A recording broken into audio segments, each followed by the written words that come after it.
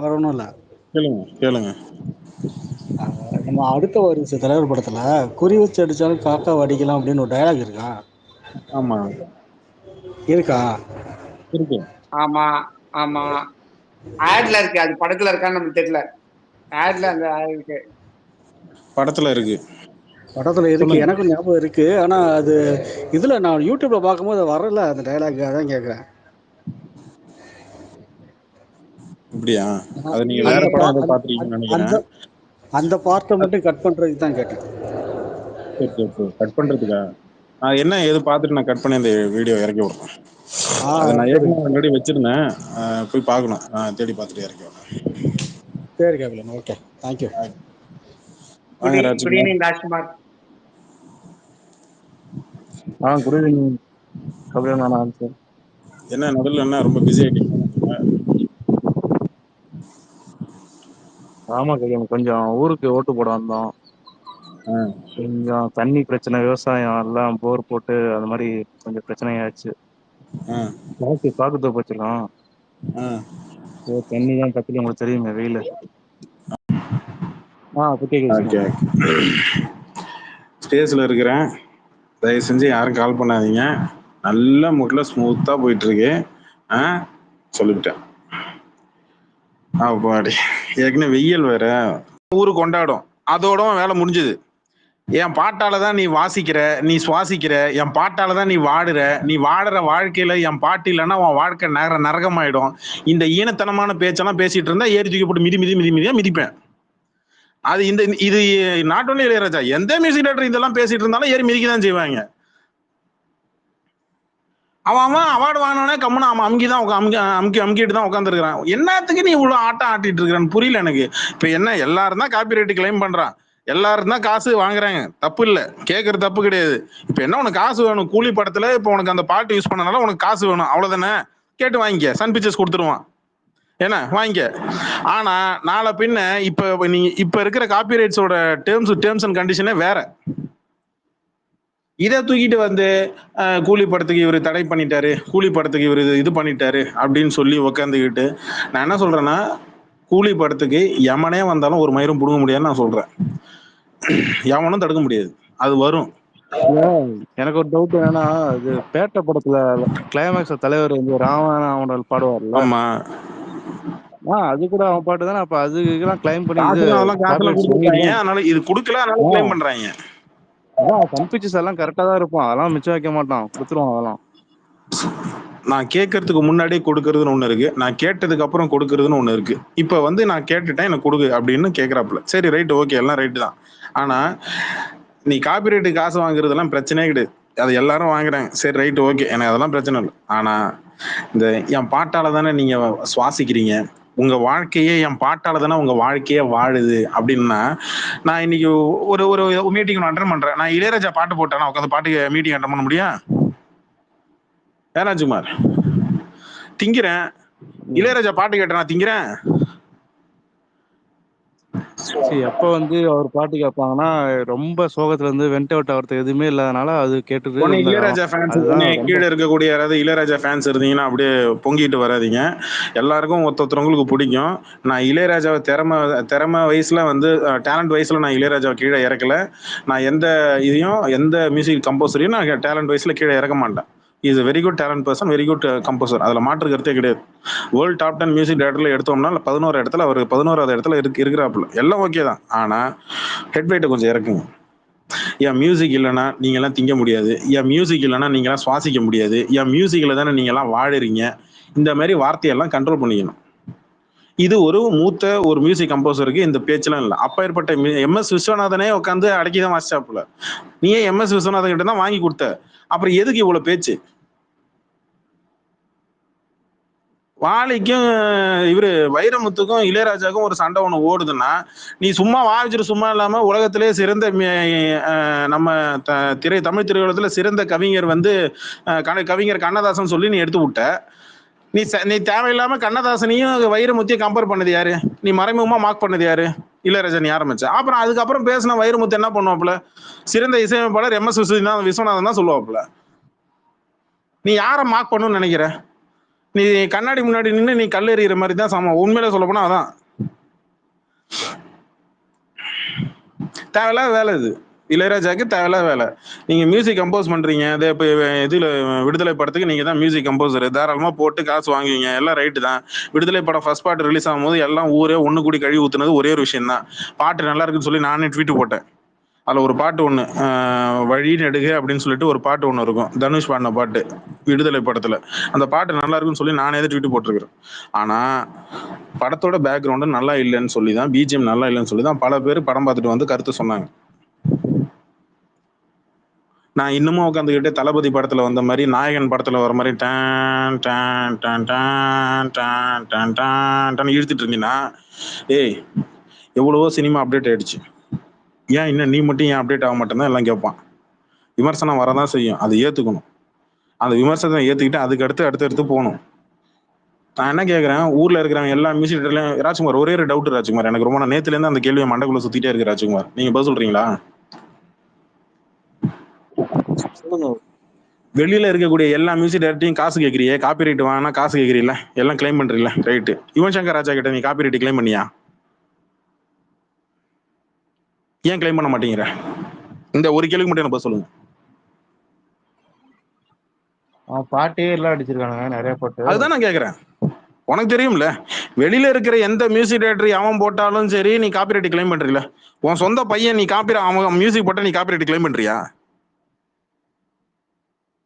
எந்த பாட்டு கிளைம் பண்ண எனக்கு சொல்லு. எனக்கு லிஸ்ட் ஆஃப் சாங்ஸ் எடுங்க, பேசுவோம், உட்காந்து பேசுவோம்.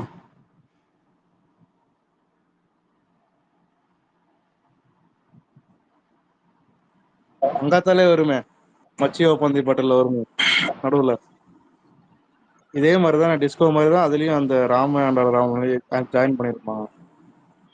அதெல்லாம் என்னாச்சுன்னு தெரியல.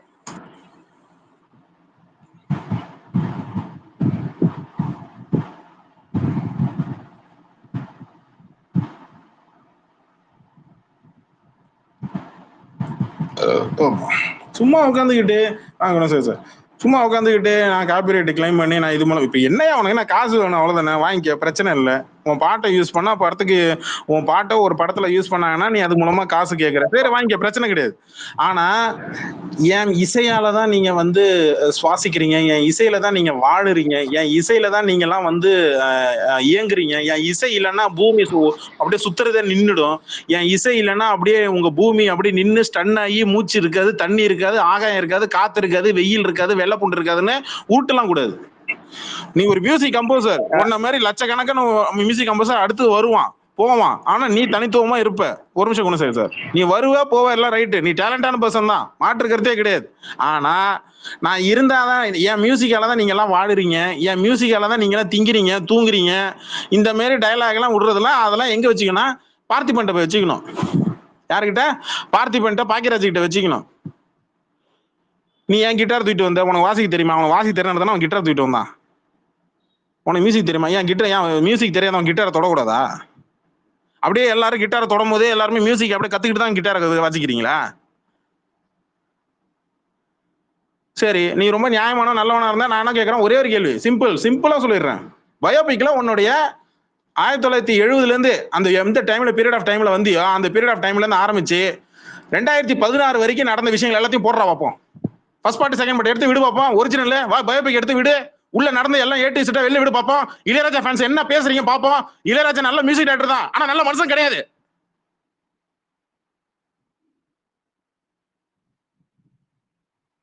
அவன் எப்பேற்பட்ட இளையராஜா ஃபேனா இருந்தாலும் முன்னாடி நான் சொல்லுவேன், இளையராஜா நல்ல மியூசிக் டைரக்டர் தான், ஆனா நல்ல மனுஷன் கிடையாது. ரெக்கார்ட்ஸ் பேசு வச்சுக்கிறேன்.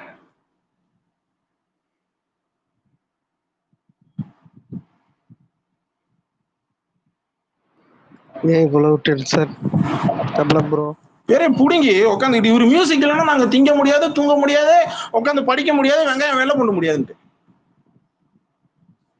அப்பேற்பட்ட MS விஸ்வநாதனே வாய்மட்டு கம்முன்னு தான் இருந்தாப்ல.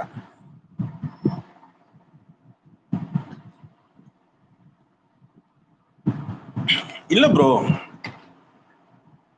திறமை இருக்கிற இடத்துலதான் கொஞ்சம் ஹெட் வெயிட் இருக்கும். அப்படியா?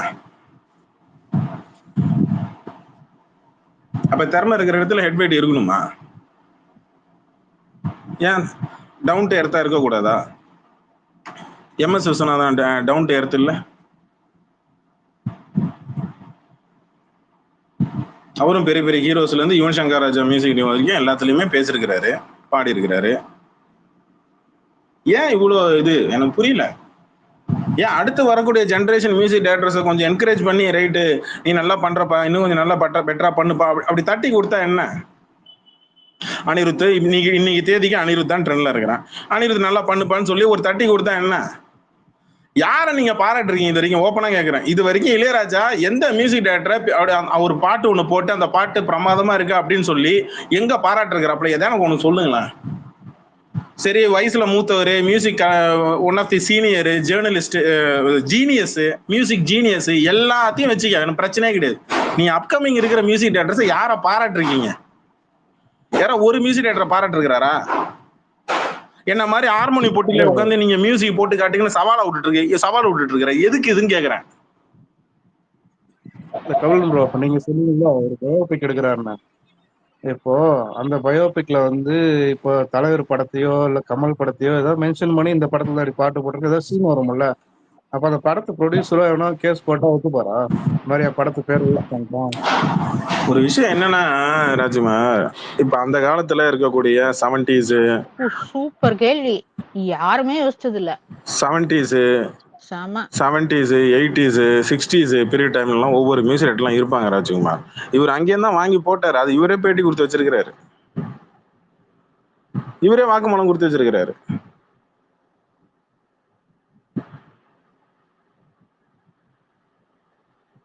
ஏற்கனவே தலைவர் தான் பதில் மேடையிலே கொடுத்தாருல, காசு வரல, லட்சுமி இல்லைன்னு சொன்னதுக்கு வருதே லட்சுமி, இப்ப நீங்க ஏதோ பண்ணிருக்கீங்களே அப்படின்னு நல்லா ஓப்பனா இவரு தான் உடைச்சு விட்டாரு. அது வரைக்கும் யாருக்குமே அந்த விஷயம் தெரியாது.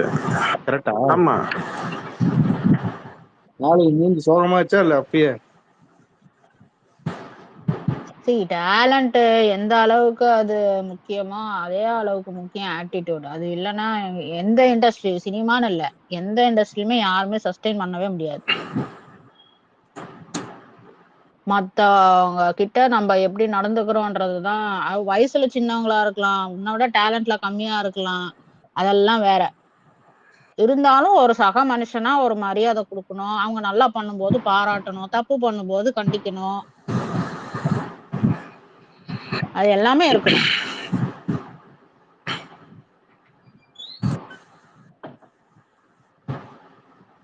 அந்த ஒரு இது இல்லைன்னா அப்புறம் வேஸ்ட். எந்த டேலண்ட் இருந்தாலும் நல்லா வேஸ்ட் தான்.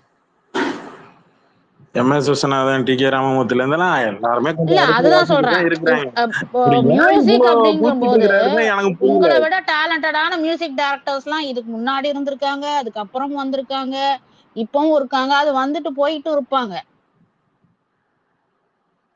அப்போ அதுல என்ன ஈகோ வேண்டி கிடக்குதுன்னா எனக்கு புரியல.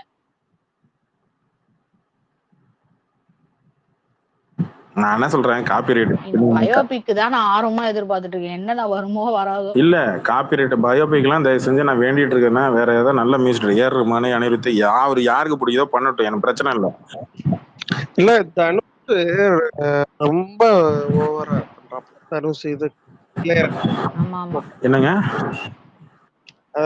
அது மியூசிக் ஓகே, பட் ஆனா அது கடவுள் மாதிரி பாக்குறதெல்லாம் எனக்கு புரியல. அதுக்கு ஆட்டிடியூட், அவர் பயங்கர பாத்துக்கிட்டாங்க அவங்க விருப்பம். அதை இங்க நாட் ஒன்லி தனுஷ், எவரிபடி நீங்க இருக்க ட்விட்டர்லயே பாக்கலாம், பல பேர் வந்து இளையராஜா மியூசிக்னா அந்த அளவுக்கு அதை வச்சு அந்த அளவுக்கு வாடுறாங்க. அவங்களுக்கு அந்த 70s கிட் 80s கிட் அந்த அளவுக்கு அவங்களுக்கு ஓகே, ரைட், ஓகே, நான் அதுல தலையில்ல. நான் சொல்றது டேலண்ட் வைஸோ இதெல்லாம் இல்ல, நீ காசு கேட்க கூடாது அப்படின்றதுல நான் சொல்லல. நீ காசு கேட்டுக்க, ரைட்டு, நீ போட்ட பாட்டு தான், உன் பாட்டை யாரோ யூஸ் பண்ணா நீ காசு கேட்கறது தப்பு கிடையாது, எல்லாம் ரைட்டு தான். ஆனா மனுஷனை மதிக்க கத்துக்க அப்படின்ற. நான் என் பாட்டால தானே நீ இது கேட்கற, நீ இப்ப உன் வாழ்க்கை நகருது, அதனால நான் உயர்ந்தவன் நீ தாழ்ந்தவன் அப்படின்ற மாதிரி இந்த பிஹேவியர்ஸ் வேண்டாம், அந்த வாய் வேண்டான்ற, அந்த வாய் சவடால் வேண்டான்ற. இல்ல ப்ரோ, இதெல்லாம் தெரிஞ்சவங்க தனுஷ் சப்போர்ட் பண்ணி பெருசா பண்றாப்ல, அது அந்த அளவுக்குலாம் போகணும் தேவையில்லை. அவரை காட்டிலும் நீங்க சொல்ற மாதிரி சப்போர்ட் பண்றாங்க, அதுதான் எனக்கு புரியல. அதுக்கெல்லாம் பண்ணிட்டு இல்ல அவங்களாம் பண்ணுன்றதுக்காக நான் அவங்களாம் பண்ணிட்டாங்கன்றதுக்காக நான் பண்ணணும்னு அவசியம் கிடையாது. எனக்கு இப்ப இங்க ஸ்பேஸ்லயே பல பேருக்கு பல மாற்று கருத்து இருக்கும். நான் என்ன சொல்றேன், Ilaiyaraaja very good talent person தான், அதுல மாற்று கருத்து கிடையாது. இளையராஜா எங்க தற்பெருமை, அதாவது தலக்கணம் தற்பெருமை, அதாவது ஒரு நீங்க சொல்ற மாதிரி ஒரு பார்த்திபன்ட்ட வச்சுக்கலாம், ஒரு பெரிய மனுஷன் யாரா இருந்தாலுமே இவ்வளவு தூரம் ரியாக்ட் பண்ணக்கூடாதுன்னு தான் நான் சொல்றேன்.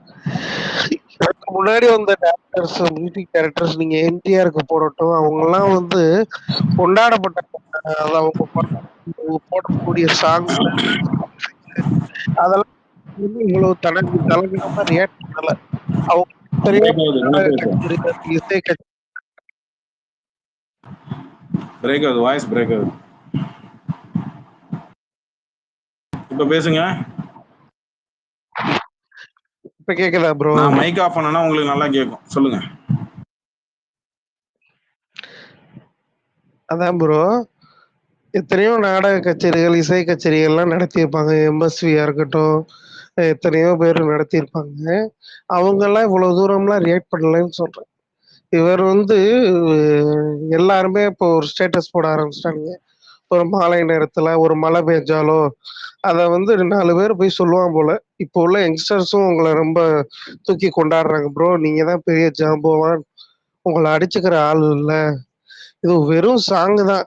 அதாவது ஒரு ரிலிக் ரைட்டரு யாரும் சாங்கோட மியூசிக்கை யாரும் வச்சுக்கிறது இல்லை. அதோடைய ரிலிக்க வந்து இப்போ வைரமுத்து அவர் வந்து இவ்வளவு தூரமா காட்டாம பேசணும்னு அவசியமே இல்லை.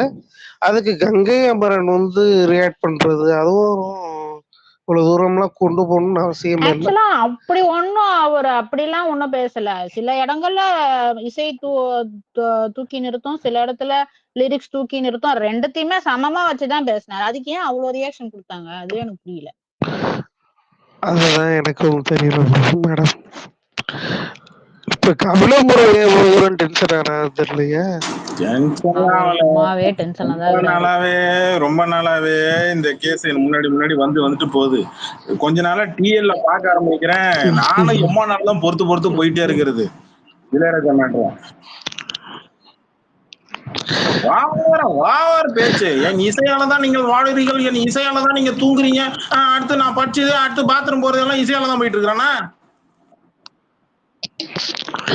அதுதான் என்ன ப்ரோ விஷயம், இன்னைக்கு மாறிக்கிட்டு இருக்கானுங்க அனிருத். நான் என்ன சொல்றேன், MS Viswanathan yes very good. சரி இப்படி எல்லாம் பேசினா அதுக்கப்புறம் மியூசிக் கேட்கவே பிடிக்காது. அப்ப என்ன பிடிக்காது உண்மையில சொல்றேன். எனக்கெல்லாம் கேட்கும் போது இந்த ஆள் பேசின பேச்சுதான் ஞாபகம் வருது. ஏய் என்னடா டேய், இல்ல எனக்கு ஒண்ணு புரியல. அதாவது இன்னைக்கு இருக்கிற ஜெனரேஷன்ஸ் வந்து பாட்டு போடுறாங்கன்னா உங்களால பாராட்ட முடியலன்னா கூட பரவாயில்ல, அவங்கள நீங்க வந்து கீழே தட்டி பேசாம இருந்தா போதும். இல்ல எனக்கு தெரிஞ்சு ஒரு படம் வந்துச்சு பாத்தீங்களா, எஸ்.ஜே. சூர்யா, அந்த மாதிரி வந்து லூஸ் ஆயிட்டாரு. அந்த மாதிரி வார்த்தை எல்லாம் பயன்படுத்த வேணாம், விடுங்க. நான் என்ன சொல்றேன், அவருக்கு ஒரு கோவம் ஒண்ணு இருக்குங்க. இளையராஜாவுக்கு வந்து ஒரு மனசுல ஒரு கோவம் இருக்கு. என்னடா இன்னைக்கு முன்ன மாதிரி நம்மளை வந்து புக் பண்ண மாட்டாங்களே டைரக்டர்ஸ் வந்து. நான் என்ன கேட்கிறேன், மிஷ்கின் வந்தான், கௌதம் மாஸ்டர் ஒன்னும் தேடி வந்தான், வெற்றிமாறன்ல இருந்து பாலால இருந்து எல்லாம் உங்களை தேடி தான் வந்தாங்க. நீங்க அவங்கள சரியா பயன்படுத்துங்கன்ற. நான் என்ன சொல்றேன், அவங்களை கம்போஸ் ரூம் இல்ல உன் ஃபேனுன்னா நீ அவனை தூக்கியா வெளில போ அப்படின்பீங்களா? கம்போஸ் ரூம் வெளில போக முடியா? ஒரு பாட்டு நல்லா இல்லைன்னா ஒரு டைரக்டர் ஒரு பாட்டு நல்லா இல்ல எனக்கு வேற பாட்டு போட்டு கொடுங்கன்னா போட்டு கொடுக்க வேண்டியது வேலை. ஏன்னா காசு வாங்குறீங்க. நான் இது கிட்டாவும் இது நீ போடு அப்படின்னா டைரக்டர் என்ன கேட்கறான்னா அது கொடுக்க வேண்டியது ஒரு மியூசிக் கம்போசரோட வேலை. நான் கொடுக்கறதா மியூசிக், நீ வாங்கி எடுத்து போட்டு தான் ஆகணும். அப்படி பண்ண முடியாது. அதுல எவனா திருத்தம் சொல்லிட்டானா கம்போசிங் ரூம் விட்டு வெளில போ, ஸ்டுடியோ விட்டு வெளில போ, என் ஸ்டுடியோ காலை வைக்காத வெளில போ அப்படின்னா என்ன? இன்னைக்கு ஏன் ஸ்டுடியோ விட்டு வெளில வந்தா? எத்தனை பேரை ஸ்டுடியோ விட்டு வெளில போனீங்க? இப்ப ஸ்டுடியோ விட்டு வெளில வந்தது யாரு? சொன்னா கோவம் வந்துடும். அவன் இளையராஜான்னு உயிரை விட்டவன் தானே மிஸ்கின்னு. என்னத்துக்கு நீ அவனை வெளில விட அனுப்புன? வெற்றிமாறன் ஏன் அந்த பக்கம் இழுக்கிறான்? பாலா ஏன் என்னாச்சு, நடுவில் ஏன் மாறினாப்ல? ஒரு கோபம். என்னடா முன்னெல்லாம் நமக்கு ரஜினி, கமல் இங்க முன்னாடி நடிகர்கள்லாம் நம்ம கிட்ட படம் பண்ணிட்டு இருந்தாங்க, இப்ப யாரும் பண்றது இல்லைன்னா ஒரு ஆதங்கம். அது காலம் போக போக ஒவ்வொரு இப்ப நேத்து முன்னெல்லாம் வந்து அதுக்கு வந்து நம்ம ஃபிளெக்சிபிளா இருக்கணும்ல. அது வேற மேடம். அவங்க டைரக்டர்ஸ் கேக்குற மாதிரி போடணும். ஃபிளெக்சிபிள் ஒரு ரீசன். காலங்கள் மாற மாற மியூசிக்கல் மாறும். மியூசிக்ஸ் மாற படங்கள் இருக்கிற ரசிகர்கள் ஒவ்வொரு விதமான பாட்டுகளை அவங்க விரும்பி கேட்பாங்க. அதுக்கேற்ற மியூசிக் டைரக்டர்ஸ் போடுவாங்க. இளையராஜா இருந்த காலகட்டத்தில் ஏஆர் ரஹ்மான் பாட்டை கேட்டு இருந்தாங்க. இப்ப ஏஆர் ரஹ்மான் இருந்த காலகட்டத்தில் அனிருத் பாட்டை கேட்டுட்டு இருக்காங்க. இதனால போய் அனிருத் கேட்டு இருக்கும்போது இன்னொருத்த 2 பேர் வருவான், அவன் பாட்டு போவோம். அதை விட்டுட்டு இல்ல நீங்க வந்து எப்படி இல்ல எனக்கு புரியல. இவர் படத்துல பாட்டு பாடின ஒரு பொண்ணு ஏஆர் ரஹ்மான் பாட்டுல போய் பாடினதுனால இவர் காண்டாயிட்டாரு. அந்த பொண்ணு பேட்டியே கொடுத்து வச்சிருக்கு. ஸ்டூடியோல நிக்க வச்சு கேள்வி கேட்கிறாரு. இவரு லிரிக்ஸ்ல எழுதிட்டு இருந்த வைரமுத்து ஏஆர் ரஹ்மானுடைய பாட்டுல போயிட்டு லிரிக்ஸ்ல போயிட்டு இவர் எழுதுனா இவர் வந்து கோச்சிக்கிறாரு. 12 வருஷமா ஒரு பாட்டை எழுதி வச்சிருக்கிறாரு. அந்த ஆளு வந்து எப்ப வெளிநாட்டுல போய் பேட்டி கொடுத்தாப்புல வைரமுத்து, நான் வைரமுத்துக்கு முட்டு கொடுக்கல. அந்த ஆளு என்ன சொல்றாப்புல, 12 வருஷமா ஒரு பாட்டு எழுதி வச்சிருக்கிறேன். இந்த பாட்டை நான் எம்எஸ் விஸ்வநாதன்ல இருந்து ஆரம்பிச்சு இளையராஜால இருந்து ஆரம்பிச்சு பல பேர்கிட்ட பாட்டு கொடுத்தேன். எல்லாம் ரிட்டர்ன் வந்துருச்சு. அந்த பாட்டு யாருமே எடுத்துக்க மாட்டேங்கிறாங்க. நானும் தூங்கிட்டே இருந்துச்சு. ஒரு நாள் ஏஆர் ரஹ்மான் ஸ்டூடியோல இருந்து பாட்டு கேட்டாங்க. அவசரமா உடனே லிரிக் வேணும்னு சொல்லி கேட்டாங்க. இந்த லிரிக் இந்த பேப்பர் எடுத்து கொடுத்தேன். 10 நிமிஷத்துல பாட்டு போட்டு கொடுத்துட்டாரு. அந்த பாட்டு தான் கண்ணுக்கு மைய அழகு, கவிதைக்கு பொய் அழகுன்னு சொல்லி அந்த பாட்டு. அது பெருமையா சொல்றாப்புல. அங்க எல்லா மியூசிக் டைரக்டர் பேர் தான் சொன்னாரு. இளையராஜா பேர்லாம் சொல்லல அவரு, மரியாதை காரணமா. புரியுதா உங்களுக்கு? இல்ல ப்ரோ, ஆஸ்கர் வாங்கி பெருமை ஏங்க இசை சங்கமம், இசை சங்கம் இருக்கு பாத்தீங்களா, மியூசிக் டைரக்டர் சங்கம். இவங்க எல்லாரும் ஒன்னா சேர்ந்து எம்எஸ் விஸ்வநாதன் தனிப்பட்ட முறையில போன் பண்ணி ராஜா நீ வா அப்படின்னு சொன்னதுக்கு அப்புறம் தான் உள்ள வந்தாப்புல. தெரியுமா உங்களுக்கு? அந்த நிகழ்ச்சி ஏற்பாட்டாளர் பாக்கியராஜ், அன்னைக்கு இருக்கக்கூடிய செல்வமணி எல்லாரும் ஒன்னா சேர்ந்து ரகுமானுக்கு வந்து இது பாராட்டு விழா நடத்தணும், நீங்க வாங்க அப்படின்னு சொல்லிட்டு எம்எஸ் விஸ்வநாதன்ல இருந்து ஆரம்பிச்சு டி.கே. ராமமூர்த்தி இருந்தார்லன்னு தெரியல அந்த மேடையில. அவரு இல்லைன்னு நினைக்கிறேன். ஆமா, டி.கே. ராமமூர்த்தி இல்ல, அப்ப இல்ல, அவர் இறந்துட்டாரு. இன்னும் சில முன்னணி மியூசிக் டைரக்டர்கள் அப்புறம் கம்போசருங்களாம் அவங்க எல்லாரையும் கூப்பிட்டு வச்சு மேடையில கூப்பிட்டு வந்து உட்கார வச்சு அழகுபடுத்தி பேசினாங்க. இது நடந்தது. என்ன ராஜ்குமார்? இல்ல ஆமா, அந்த இதுதான் அதுலயே அவர் கொஞ்சம் சர்க்காசமா தான் பேசியிருப்பாரு. ரொம்பலாம் மனமுட்டுலாம் பாராட்ட மாட்டாரு. ஒரு கலைஞனை, ஒரு மூத்த கலைஞன்றது எப்படின்னா அடுத்து வரக்கூடிய ஜெனரேஷன்ல தட்டி பாராட்டணும். இந்த கருமை தமிழ் சினிமால 2 பேர்கிட்ட மட்டும் வாயில வரவே மாட்டேங்குது. ஒன்னு இளையராஜா, இன்னொன்னு கமலஹாசன். அடுத்த ஜெனரேஷனை பாராட்டி, அந்த அடுத்த ஜெனரேஷன் நடிகர்களை பாராட்டி. இல்ல ப்ரோ, இதுல என்னன்னா கமலஹாசன் தலைவரை பத்தி பேசுவாரு, தலைவர் வந்து பாராட்டி பேசுவாரு. இவர் வந்து ஒரு வாக்கியத்துல கமலஹாசன் சரி விடுங்க, டாபிக் அந்த பக்கம் போகுது. சிவாஜி கணேசன் என்ன எப்படி பாராட்டினாரு, நாகேஷ் என்ன தன்னை எப்படி பாராட்டினாரு, இதெல்லாம் எவன் கேட்டான்? அதுதான். ஆனா பாராட்டி பேசியிருப்பாரு, ஒரு தடவை பேசுவாரு, லைட்டா முடிச்சிருவாப்ல, அவ்வளவுதான். நான் என்ன சொல்றேன், நீங்க ஏஜ் முதிர்ப்பு காரணமா வச்சுலாம் நான் வந்து டிகிரேட் பண்ணல. நீங்க மியூசிக் போடுறீங்க, இன்னைக்கு இருக்கிற ஜென்ரேஷனுக்கு ஏதோ ஒரு அளவுக்கு மேட்ச் பண்ணி நீங்க மியூசிக் போடுறீங்க, ரைட்டு. படத்துக்கு என்ன மியூசிக் போடுறீங்க, இங்க ஆடியன்ஸுக்கு என்ன மியூசிக் பிடிக்கும் அப்படின்றது போடுறதுன்றது வேற, படத்துக்கு என்ன மாதிரியான மியூசிக் வேணுன்றது வேற. இன்னைக்கு இருக்கிற ஜென்ரேஷனுக்கு ஏற்ற மாதிரி எக்யூப்மெண்ட்ஸை யூஸ் பண்ணணும். நான் கற்றுக் கொடுக்கல. இன்னைக்கு வந்து இப்போ அனிருத்தோ இல்லை யுவன் சங்கர் ராஜாவோ இல்லை ஜிவி பிரகாஷோ இல்லை வந்து ஜிப்ரானோ இல்லை வந்து அவன் பேர் என்ன இமானோ, அப்புறம் இன்னொருத்தவன் பேர் என்ன சந்தோஷ் நாராயணன், தமன், இந்த மாதிரி தேவிஸ்ரீ பிரசாத்ல இருந்து எல்லாரும் ஒரு மியூசிக் யூஸ் பண்றாங்க. இன்ஸ்ட்ருமெண்ட்டை படத்துக்கு ஏற்ற மாதிரி அவங்க யூஸ் பண்றாங்க, போறேன் கம்போசிங் எல்லாம் ரைட்டு தான். நான் டேலண்ட் வைஸ் இளையராஜா நான் பிரிக்கவே விரும்பல, நான் அந்த இடத்துல குறை சொல்லவே விரும்பல. டேலண்ட் வைஸ் யுவர் என்ன சொல்றேன்னா அன்மேட்சபிள் தான், அதை நான் ஒத்துக்கிறேன். ஆனா அந்த இடத்துல நீங்க என் இசையால தான் மற்றவனை மட்டம் தட்டுறது. உங்ககிட்ட ஒரு புதுசா ஒரு டைரக்டர், நான் இளையராஜா சார் ஃபேன் சார், நான் போயிட்டு இளையராஜா சார் கூட ராஜா சார் கூட ஒர்க் பண்ணணும் அப்படின்னு சொல்லி ஆசைப்பட்டு அவன் கம்போசர் ரூம் வரான் அப்படின்னா அவனை ஸ்டூடியோ விட்டு வெளில போ, நீ என்கிட்ட பேசாத, இனிமேல் இந்த பக்கமே வராத, இந்த மாதிரிலாம் பேசக்கூடாது. இன்னைக்கு அவர் இப்போ உள்ள யங் டைரக்டரை மதிக்கவே மாட்டாரு. வேலையும் அவர்கிட்ட போய் ஒண்ணுமே சொல்ல முடியாது. நான் என்ன சொல்றேன், ஒரு சிம்பிளுங்க. உங்களுக்கு ஒன்று சொல்றேன். கே. ரவிக்குமாரோட படம் என்ன சொல்லுங்க?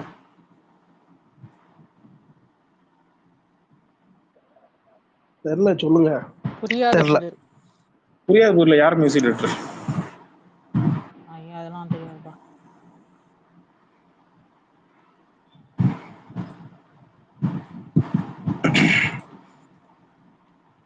இருங்க, கே. ரவிக்குமாரோட ஃபிலிமோகிராஃபி எடுத்துருவோம்.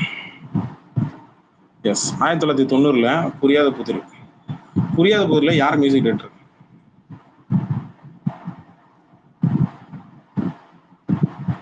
எஸ். ஏ. ராஜ்குமார். புரியாத புதிர்ல மியூசிக் டைரக்டர் எஸ். ஏ. ராஜ்குமார். சரியா? கே. ரவிக்குமார் எஸ். ஏ. ராஜ்குமாருக்கு அப்புறம் அதிகமா ஒர்க் பண்ண மியூசிக் டைரக்டர் யாரு? எல்லாருக்குமே தெரியும். கமான் சொல்லுங்க. ஏஆர் ரஹ்மான். ஏன் அவர் பெருசா இளையராஜா கூட போய் சிங்க் ஆகல? ஏன்னா இங்க பல டைரக்டர்கள், பெரிய பெரிய டைரக்டர்கள் இளையராஜா கூட சிங்க் ஆக முடியாம இருக்குது. ஒரே ரீசன், கம்போசிட் ரூம்ல எனக்கு இந்த பாட்டு பிடிக்கும், இந்த பாட்டு வேணாங்க, வேற பாட்டு ஒன்று போடுங்க, இன்னும் கொஞ்சம் பெப்பு பத்தல, இன்னும் கொஞ்சம் பெட்டரா வேணும்னு சொல்லி கேட்பாங்க. இது ஒரு இயக்குனர் கேட்கக்கூடிய இடம் தான். ஒரு இயக்குனர் கேட்டாங்கன்னா அந்த இடத்துல நீங்க மாத்தி கொடுத்துதான் ஆகணும். இதே பாலச்சந்தர் உட்காந்து பாட்டு கேட்கும் போது இல்ல நான் கொடுக்குறதான் இசைன்னு சொல்லி தான் வாங்கிட்டு போங்கன்னு சொல்லுவீங்களா? முடியாதுல்ல. அதே பாரராஜா கேட்கும்போது மட்டும் சண்டை வருது இல்ல. அதே சிவாஜி கணேசன் உட்காந்துக்கிட்டு இந்த பக்கம் அவரு இந்த பக்கம் படுத்துக்கிட்டு அவர் பாட்டு கேட்கும் போது அப்பெல்லாம் உட்காந்துக்கிட்டு இல்ல தலையாட்டிட்டு போட தெரிஞ்சதுல. அப்போ உங்களை விட வயசுல கம்மியா இருக்கிறவங்க, இல்ல உங்களுக்கு வயசுக்கு நிகரா இருக்கிறவங்க பாட்டு கேட்டாங்கன்னா அந்த இடத்துல என்ன மாற்று கருத்து வருது? கே. ரவிக்குமார் ஏன் இது வரைக்கும் இளையராஜா ஒர்க் பண்ணல? ஏன் அங்க தயங்குறாப்புல? ஏன்னா வேற பாட்டு கேட்டா உனக்கு என்ன இசை தெரியும்? நான் கொடுக்குறதான் இசை, நீ இது அப்படியே வாங்கிட்டு போய் நீ எல்லாத்தையும் தூக்கி போட பொறுக்கிட்டு போயிடுமா? எனக்கு இந்த பாட்டு பிடிக்கல, வேற பாட்டு போட்டு கொடுக்கணும். மற்ற மியூசிக் டைரக்டர்லாம் அப்படிதான். ஏஆர் இருந்தாலும் சரி, எனக்கு இந்த பாட்டு பிடிக்கல, வேற பாட்டு போட்டு கொடுப்பான் ஆளு. அனிருத்துல பாட்டு நல்லா வேற பாட்டு போட்டு கொடுப்பான். காசுக்கு வாங்குறீங்கல்ல, அதுக்கேற்ற மாதிரி ஒர்க் பண்ணணும். நம்ம இங்க எல்லாரும் இங்க இண்டஸ்ட்ரியில இருக்கிறவங்க எல்லாம் ஒர்க் பண்றதுக்கு தான் வரீங்க. அதை விட்டுட்டு இல்ல நான் இதெல்லாம் மாத்த மாட்டேன், நான் போடுறேன் இசை, இது கரெக்டா இருக்கும் போட்டுக்க அப்படின்னா நாளை பேரும் விமர்சனம் வந்தா யாரு இசையை விமர்சனம் பண்றோம்? சரி, நாளைக்கு இசை படிச்சவன், மியூசிக்கை படிச்சு விமர்சனம் பண்ணனா என்ன பண்ணுவீங்க? சிம்பனின்னு சொல்லி உட்காந்துக்கிட்டு பாட்டு வரி எழுதி வச்சு சிம்பனி சொல்லி ஊரை போட்டு ஊரை ஏமாத்தணும் பத்தாதா? எந்த ஊரோட சிம்பனியில உங்களுக்கு பாட்டு வரி எல்லாம் எழுதி போடுறான்? உங்களுக்கு எடுத்துருவா திருவாசகத்தை, மாங்குயில பூங்கிலன்னு போட்டு திருவாசல போயிட்டு உட்காந்து போட்டுட்டு இருக்கிறீங்க. சிம்பனியில முதல்ல வார்த்தையே வரக்கூடாது. ப்ராப்பர் சிம்பனியில சங்கர் போயிட்டு இளையராஜா பத்தி எல்லாரும் பெருமையா பேசுவாங்க. நல்லா புரிஞ்சுக்கணும், இளையராஜா பத்தி எல்லாரும் பெருமையா பேசுவாங்க. மாஸ்டர் ஆஃப் மியூசிக் எல்லாம் ரைட்டு, சூப்பர் பண்ண, அதுல மாற்றுக்கிறதே கிடையாது. ஆனா நான் கேட்கிற ஒரே கேள்வி, படத்துக்காக தான் நீ மியூசிக் போடுறீங்க, அந்த படத்துக்கு என்ன திரைக்கு அவன் மியூசிக் பிடிக்கலையா, டைரக்டருக்கு வேற மியூசிக் வேணும்னு கேட்டானா அந்த இடத்துல மாற்று மியூசிக் போட்டு கொடுக்கணும். அதெல்லாம் கிடையாது. நான் கொடுக்குறதா மியூசிக் எடுத்துட்டு போ அப்படின்னா என்ன அர்த்தம்? ஸ்டூடியோக்குள்ளே வராத வெளில போ அப்படின்னா என்ன அர்த்தம்? அவனை மனசுல மதிக்காம வெளில அனுப்புனீங்கன்னா என்ன அர்த்தம்? அது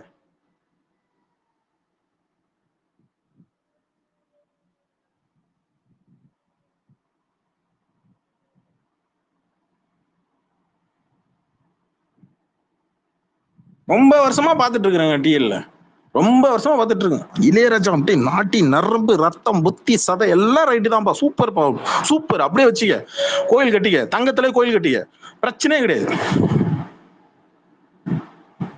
ஆனா மனுஷனா மதிப்பார? அது சொல்லு, அதுக்கு மட்டும் என்ன பதில் சொல்லு. எனக்கு மியூசிக் தெரியாதான், நான் பாமரன் தான், எனக்கு மியூசிக் தெரியாதான், ஆனா உள்ள கேட்கும் போது என்னை அவமானப்படுத்தக்கூடாது.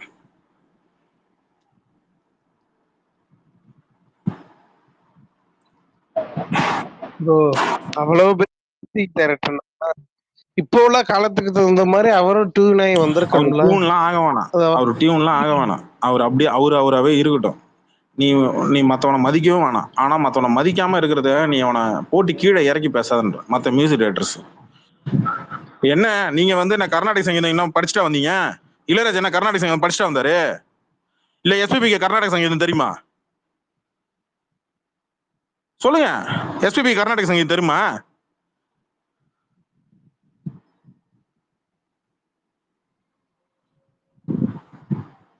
எல்லாம் கத்துக்கிறது தாங்க.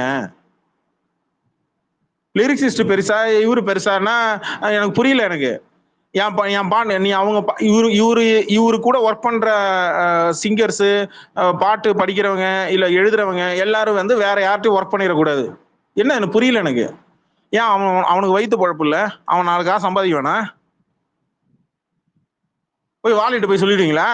வாலி நீங்க ஏன் என் பாட்டுக்கு மட்டும் எழுதுங்க, நீங்க ஏறுமா பாட்டுல இருந்து அனிருத் பாட்டுக்கெல்லாம் நீங்க மியூசிக் போடாதீங்க அப்படின்னு சொல்ல முடியுங்களா? போய் சொல்லுவீங்களா? நீங்க என்னத்துக்கு நீங்க வைரமுத்துக்கிட்ட மட்டும் போய் உட்காந்து இது பண்ணீங்க? இவங்க பாளைய காலத்து நண்பர்கள், அதனால சண்டை போட்டிக்கிறாங்க, அடிச்சுக்கிறாங்க, போறாங்க. முன்ன பின்ன தெரியாத ஒரு பொண்ணெல்லாம் எடுத்து வச்சு என்னத்துக்கு திட்டுனீங்க? எதுக்கு அந்த ஈகோ? அதனாலதான் நார்த் இந்தியாவில் அவாய்ட் பண்ணாங்க இளையராஜாவை. சொன்னா கோவம் வந்துடும்.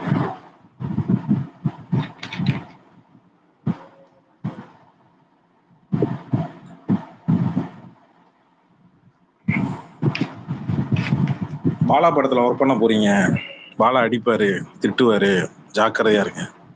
ஒரு ஷாட்டு சரியா இல்லைன்னா பாலா அரைஞ்சு போடுவாப்புல, மிதிச்சிருவாப்புல, இப்படியே பயமுறுத்தி வச்சிருவாங்க. அந்த பயத்திலே ஒரு பொண்ணு எனக்கு படமே வேணாண்டா ஒரு கும்பிடு போட்டு போயிடுச்சு. அந்த பொண்ணு பேர் தான் பாவனா. சரியா? அந்த மாதிரி இளையராஜா மியூசிக்ல பாட போற, ரொம்ப கவனமா பாடு, இல்லைன்னா திட்டுவாரு. அப்படி பயங்கரமா திட்டுவாரு, பனிஷ்மெண்ட் கொடுத்துருவாரு. எல்லாம் ரைட்டு தான். மியூசிக் டைரக்டர் வந்து எனக்கு இந்த பாட்டு பிடிக்கல, வேற பாட்டு போட்டு கொடுங்கன்னா ஃப்ரெண்ட்லி, யூசர் ஃப்ரெண்ட்லியா இருக்கணும். ஒரு டைரக்டர் கூட மியூசிக் டைரக்டர் யூசர் ஃப்ரெண்ட்லியா இருக்கணும். அப்பதான் பாட்டு நல்லா வரும், டீம் நல்லா இதா வரும். அப்பதான் வந்து மக்கள் வந்து ரசிப்பாங்க. எப்படி கௌதம் வாசுதேவனும் ஹாரி ஜெயராஜும் ஒரு டீம் அப்போ, செல்வராகவனும் யுவன் சங்கர் ராஜும் எப்படி ஒரு டீம் அப்போ, அந்த மாதிரி நான் சொல்ல வரேன். சங்கர், ஏஆர் ரஹ்மான், மணிரத்னம், ஏஆர் ரஹ்மான், அந்த டீம் அப் தான். அதை விட்டுட்டு சும்மா உட்காந்துக்கிட்டு நான் இங்க இன்னொரு விஷயம் ஓடுதுல, இந்த காப்பி ரைட், நான் அதெல்லாம் நான் கேட்கவே மாட்டேன். நீ வாங்கிக்க, உங்க பாட்டு தான் ரைட்டு தான், நீ காசு வாங்கிக்க, பிரச்சனையே கிடையாது. ஆனா நான் என்ன கேட்கறேன், கொஞ்சம் எம்எஸ் விஸ்வநாத் ஃபேமிலிக்கு கொஞ்சம் காசு கொடுத்துருங்க. அவங்களுக்கு பேர்ல நிறைய இதெல்லாம் இருக்குல்ல, கிளப் இது ஒன்று வச்சிருக்காங்கல்ல, என்ஜிஓ அமைப்பெல்லாம் வச்சிருக்காங்கல்ல. நீங்க என்ன ராஜ்குமார், நியாயம் தானே ராஜ்குமார்? அப்புறம் நீங்க உங்க பாட்டு காப்பி ரைட் கிளைம் பண்றீங்க இருக்கு. என்னப்பா எல்லாம் அமைதியா இருக்கீங்க? ஹலோ. இல்ல அது மாதிரிதான் யாராவது கேட்கணும், இண்டஸ்ட்ரியில இருந்து யாராவது ஆப்போசிட்ல கேட்கணும். யாரும் கேட்கற எம்எஸ் மாதிரி விஸ்வநாதன் பேரன் பையன் எல்லாம் இருக்காங்களே, கேளுங்க. இல்ல இருக்கட்டுங்க, ராஜா சாருங்க இருக்கட்டுங்க, சாப்பிட்டு போட்டுங்க, இருங்க. ஏன்னா அவர் இருக்கும் எம்எஸ் இருக்கும்போது என்ன மிஞ்சி போனா என்ன, யுவன் சங்கர் ராஜால தில்லுமுல்லுன்ற ஒரு படத்துல உட்காந்துக்கிட்டு யுவன் சங்கர் ராஜா மியூசிக், அது ரீமேக் படம், தில்லுமுல்லு படத்தை ரீமேக் பண்ணி அதுல வந்து எம்எஸ் விஸ்வநாதனா பாட வச்சிங்க. நீங்க அதுல பாடல உட்காந்து மாடனா யுவன் சங்கர் ராஜாவும் எம்எஸ் விஸ்வநாதன் மாத்தி மாத்தி பாடுனீங்க. அதுல கிடைச்ச பேர் அதிகமா, இல்ல வந்து கன்னத்தில் முத்தமிட்டல விடை கூட நாடேன்னு சொல்லி பாட வச்சாங்களே, அதுல கிடைச்ச பேர் அதிகமா? என்ன கவிழா, சார்காசமா அடிக்கிறியான்னா? சார்காசமா தான் அடிப்பேன். வெளில இருக்கிற மற்ற மியூசிக் டைரக்டர் கிட்ட எல்லாம் காப்பி ரைட் கிளைம் பண்ணி சட்டையை பிடிச்சி காசு கேட்குறீங்களே, பெத்த பையன் உங்க பாட்டுல இருந்து காசு எவ்வளவு டியூனை வாங்கி உருவி போட்டாப்புல, பெத்த பையன் காசு கேட்டீங்களா யுவன் சங்கர் ராஜாட்ட? இல்ல.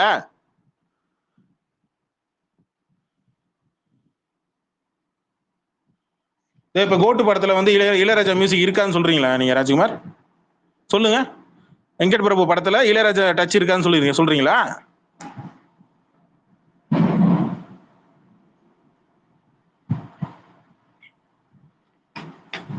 வெங்கட் பிரபு படத்துல இளையராஜா டச் இருக்கும், அதுல மாற்றுக்கிறதே கிடையாது.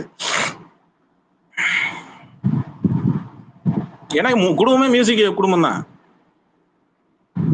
நான் என்ன கேட்கறேன், வெளியில மத்த மியூசிக் ரைட் எல்லாம் காப்பி ரைட் கிளைம் பண்றீங்களே, தப்பே இல்ல. அப்ப உங்க பையன் உட்காந்து உங்க பாட்டுல இருந்து எடுத்து போடுறாப்புல மியூசிக், அது காப்பி ரைட் கிளைம் பண்ணுங்கன்றேன்.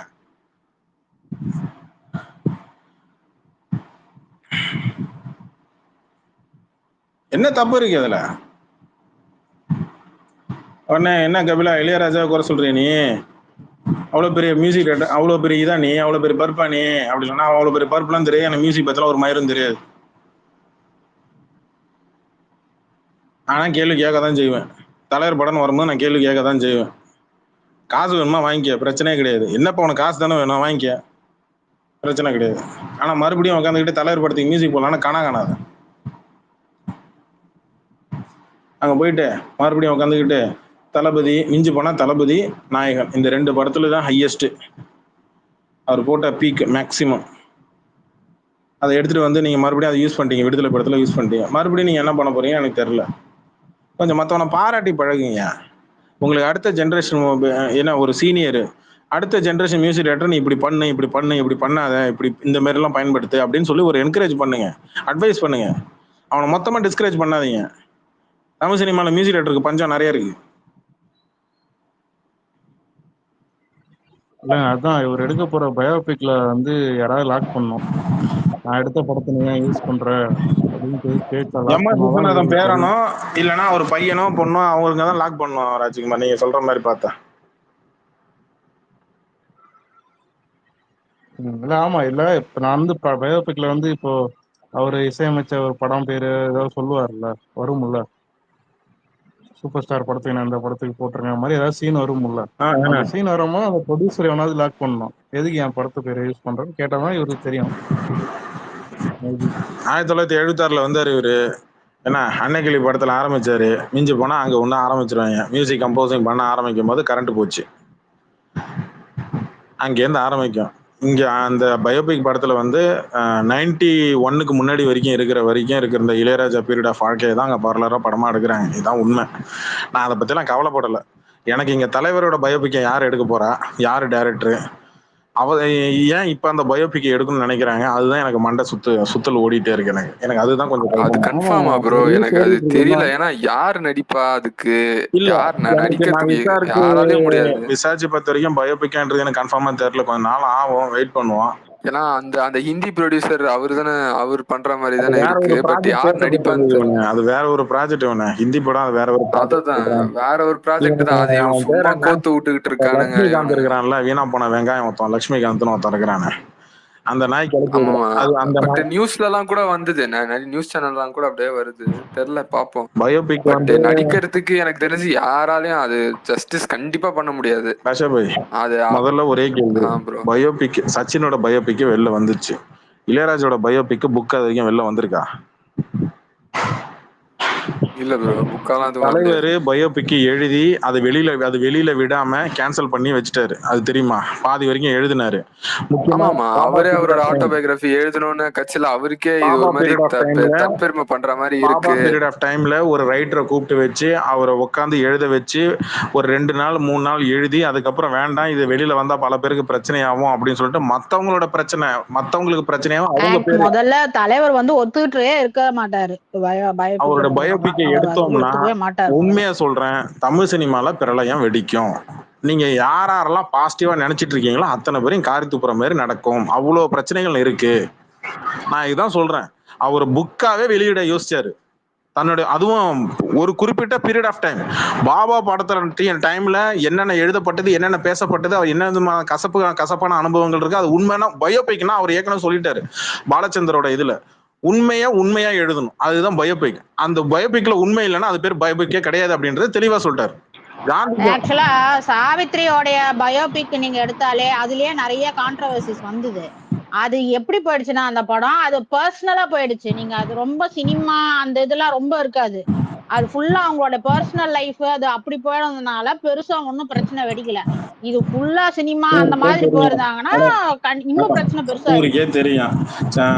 பேர் என்ன, புத்தி உள்ள மனிதர் வெற்றி சாலையில் அந்த பாட்டு, சந்திரபாபு குடியாலதான் அழிஞ்சாப்புலன்னு ஊருக்கே தெரியும். நாகேஷ் குடியாலதான் சொத்தை வித்தாப்புல அப்படின்றது ஊருக்கே தெரியும். வி.கே. ராமசாமி குதிரை ரேசாலதான் விளையாண்டு சொத்தையை காலி பண்ணாப்புலன்னு ஊருக்கே தெரியும். இன்னி இருக்கிற ஜெனரேஷனுக்கு தெரியாது. ஓகே, சாவித்திரி அன்னைக்கு அவங்களுக்கு குடிப்பழக்கம் இருக்குன்னு இங்க ஓப்பனா வெளில இவங்க சொல்ல மாட்டானுங்க, படமா எடுக்க மாட்டானுங்க. ஒண்ணு, ஜெயலலிதாவோட வாழ்க்கை வரலாறு படம் எடுக்கிறேன்னு சொல்லிட்டு எந்த அளவுக்கு குதறி வச்சானுங்களோ அந்த மாதிரி தான் குதறி வைப்பானுங்க. நான் என்ன சொல்றேன், ஆமா நம்ம அதுவும் முக்கியமா தமிழ் இண்டஸ்ட்ரியில அதுக்கு வாய்ப்பே கிடையாது. அது கூட தெலுங்குல எடுத்தாங்க. அதான் நான் என்ன சொல்றேன், உண்மையை சொல்லி நீ உன்னால பயோபிக் எடுக்க முடியலன்னா விட்டுரு. ஆனா தலைவர் வந்து பயோபிக்லாம் எனக்கு தெரிஞ்சு பர்மிஷன் கொடுக்க வாய்ப்பே கிடையாது. ஏன் அப்படின்னா ஏகப்பட்ட கான்ட்ரவர்ஷியல் இருக்கு. தலைவர் முதல்ல குத்துன லிஸ்டே பயங்கரம் எடுத்து அது ஒரு பெரிய லிஸ்டே வரும். அதுலயே 2 hour முடிஞ்சிரும். நீங்க யாரோட லைஃப் ஹிஸ்டரி எடுத்தாலுமே நிறைய கான்ட்ரவர்சிஸ் வரும். அது எல்லாத்தையும் கடந்து அவங்க எங்கேயோ வந்துட்டு இருப்பாங்க. அதெல்லாம் திரும்ப நோண்டி எடுத்துட்டு இருந்தாலும் நான் என்ன சொல்றேன், முதல்ல சீனியர் கமலஹாசன் தானே, முதல்ல அவன் பயோபிக் எடுத்து வெளில விட சொல்லுங்க, அப்புறம் ரஜினியோட பயோபிக் பாத்துக்க. இப்ப கிளிக்கே ராஜா பாக்குறது இல்ல, அவருதே இதுல என்ன நடக்க பயோபிக்க. போகுதுன்னு தெரியல எனக்கு.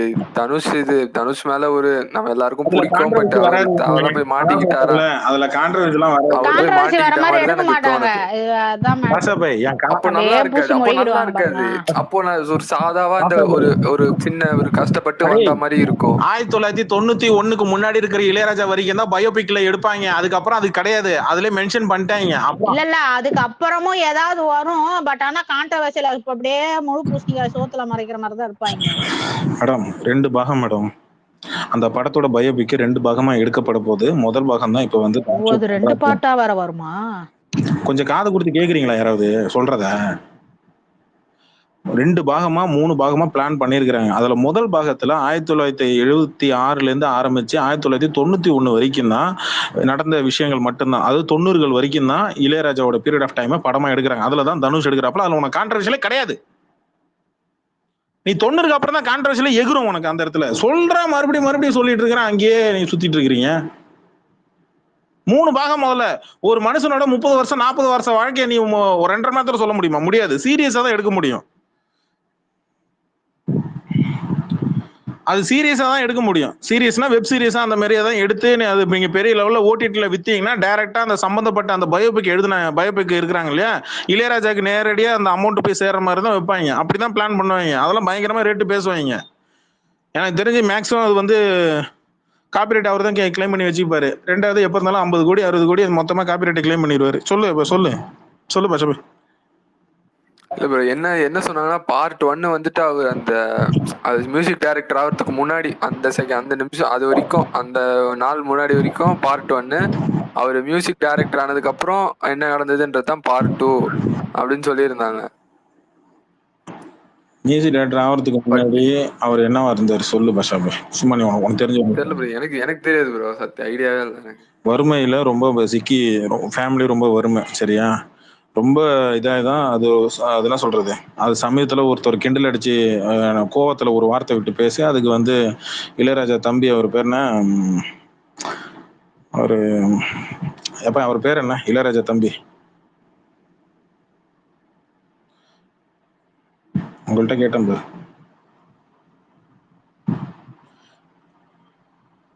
இளையராஜா தம்பி பேர் என்ன பாஷா?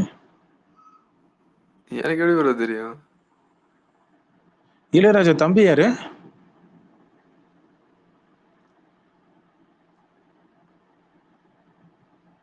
பாஷா மைக் ஆன் பண்ணி சொல்லு. எங்க இளையராஜா தம்பி பேர் என்ன? தம்பியா அண்ணாவா? தம்பி தான். கங்கை அமரனா சொல்றீங்க? கங்கை அமரனா? பின்ன கங்கை அமரன் யாரு? ஓகே சாரி, கன்ஃபியூஸ் ஆயிட்டேன். ஆமா கரெக்ட், ஆமா.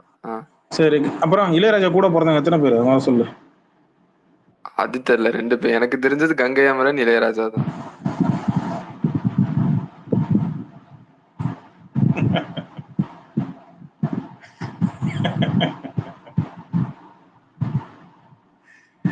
சரி, அடுத்து யாருப்பா? ஃபிலிமேக்ஸ் ஹண்டர். சொல்லுங்க ஃபிலிமேக்ஸ் ஹண்டர்.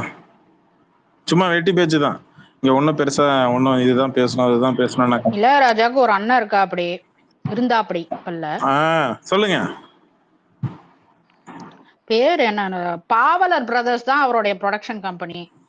பாவலர் அவர் வச்சிருக்கிற ஹார்மோனி பெட்டி பாவலர் வாங்கி கொடுத்தது, அது வேற விஷயம். அண்ணன் பேர் தானே அது. பாவலர் வந்து பாவலரை பாட்டை கேளு அப்படின்னு சொல்லுவாங்க, சரிங்களா? பாவலர் வந்து அவருக்கு வந்து ஹார்மோனி பெட்டி ஒண்ணு வாங்கி கொடுத்தாரு. அந்த ஹார்மோனி பெட்டி தான் இப்ப இளையராஜா வாசிச்சுட்டு இருக்காருல்ல மேடம், கேக்குதுங்களா? அந்த ஹார்மோனி பெட்டி அவர் வாங்கி கொடுத்ததுதான்.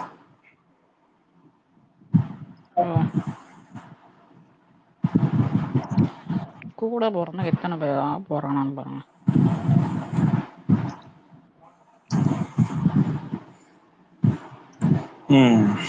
இதெல்லாம் நிறைய இருக்கு. ஞான தேசிகன்னு வச்சுக்க வேண்டியதான் படத்தோட பேர். என்ன மேல ஆமா, ஞான தேசிகன் தான் அவரோட. பாவலர் வரதராஜன் போல உங்க அண்ணன் பேரு. அது இன்ன வரைக்கும் ஞாபகமா வச்சிருக்கிறாரு, அவ்வளவுதான். அதெல்லாம் இருக்கட்டும், விடுங்க. நான் தான் சொல்றேன் இல்லையா, அவர் டேலண்ட் வைஸ்ல நான் வந்து எடை போட விரும்பல. நான் அதெல்லாம் குறை சொல்றதுலாம் தகுதியே கிடையாது. நான் பெருசா அதெல்லாம் யாருமே எதுவுமே குறை சொல்ல மாட்டாங்க இளையராஜா பொறுத்தவரை. ஒரே ஒரு விஷயம் தான், நீ மத்தவனை மதிச்சு மனுஷனா மத்தவனை இசை தெரியலன்னா அவனா போயிடாம மக்கு பிளாஸ்திரி அவன். இசை தெரியலன்னா அப்படி பிறக்கும் போதே எல்லாரும் அப்படியே இசை ஞானத்தோட தான் பிறந்துட்டாங்களா? எல்லாம் உட்காந்து ப்ராக்டிஸ் பண்ணி கத்துக்கிறது தான்.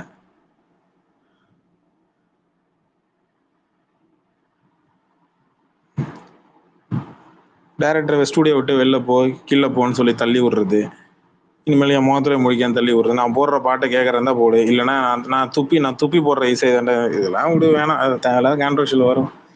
நான் சொல்றேன், தலைவர் படத்தோட பயோபிக் வந்து எனக்கு இன்னும் நம்பிக்கை இல்லை பாஷாபி. அது வேற மாதிரி திருப்பி விடுறாங்க. அது வேற ஒரு ப்ராஜெக்ட் நினைக்கிறேன். ஆமா, அது நான் வேற ஒண்ணு சொன்னானுங்க, நான் விசாரிச்சுட்டு சொல்றேன். இல்ல யார் அப்படி இப்ப யாரால வந்துட்டு ஜஸ்டிஸ் கொடுக்க முடியும்ன்றதுதான் நான் யாராலையும் முடியாது. இல்ல ஒருத்தரால கூட முடியாது. என்ன அந்த மாதிரி ஒரு இது கொண்டு வந்து பயோபிக் பண்ற லெவலுக்கு அதுல என்ன ஜஸ்டிஸ் உனக்கு கொடுக்க வேண்டியது இருக்கு ப்ரோ? எப்படி ப்ரோ நீங்க யார் ப்ரோ ஜஸ்டிஃபை பண்ணுவா? எந்த நடிகர் நீங்க யாருன்னா ஒருத்தர் சொல்லுங்க, தலைவரோட பயோபிக் பண்ண முடியும்னு சொல்ற மாதிரி. தமிழோ எந்த லாங்குவேஜோ யாருன்னா ஒருத்தர் சொல்லுங்க. ஏய், தலைவரோட பயோபிக்ல நீ தலைவர் தான் நடிக்க வைக்க முடியும், வேற யாரும் நடிக்க வைக்க முடியும்? தலைவர் ப்ரோ எப்படி ப்ரோ பயோபிக்? இவனுக்கு சும்மா கிளப்பி விடுறானுங்க. இவனுக்கு என்ன தெரியுமா ட்ரை பண்றானுங்க? ரஜினி நடிச்சது போதும், அவருக்கு எண்டு கார்டு வைக்கிறதுக்கு ட்ரை பண்ணிட்டு இருக்கானுங்க. பயோபிக் நிறைய பண்ண போறாரு, அப்புறம் இதோட முடிச்சுக்க போறாரு அப்படின்னு இவனுக்கு ட்ரை பண்றானுங்க. நானா சொல்றேன், உன் கனவுல வல்கானோட வன்மத்தை தான் கொண்டு வந்து நான் கக்குவேன். அந்த மாதிரிலாம் ஆசைப்பட்டீங்கன்னா ஆசைப்பட்டுக்க, ஒன்றும் பிரச்சனை கிடையாது. இவனுங்க எண்டு கார்டு வைக்கிறது தான் தலைவர் பயோபிக். ஒருத்தவங்க பயோபிக் பண்றாங்கன்னா என்ன தெரியுமா அர்த்தம்?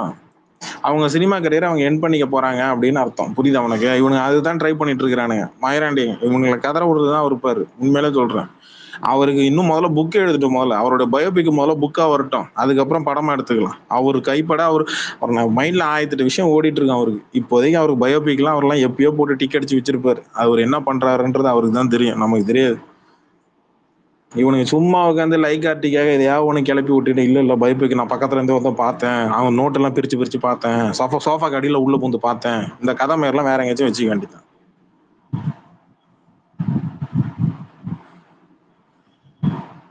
அபிஷியல் கன்ஃபர்மேஷன் வரட்டும், அவர்கிட்ட இருந்து வரட்டும். அவரு என்னன்னா அந்த பக்கம் வேட்டன் படம் ஷூட்டிங் கிளம்பி அவரு அந்த பக்கம் பிஸியா இருக்கிறாரு. அது கரெக்ட் தான். அது அப்படியாச்சும் நடிக்கிறத நிறுத்த மாட்டாரான்னு. ஜூன் மாசம் அவர் வந்து ஜூன் மாசம் என்ன எனக்கு தெரிஞ்சு மிடில் தான், ஜூன் மாசம் ஸ்டார்ட், எனக்கு தெரிஞ்சு 10க்கு மேலதான் கூலி படத்துல கலந்துக்கிறாரு. அது வரைக்கும் இந்த படம் ஷூட்டிங் தான் ஓடிட்டு இருக்கு. இது ஓடி முடிஞ்சு இந்த வாரத்துக்குள்ள முடியும் நினைக்கிறேன், பார்ப்போம்.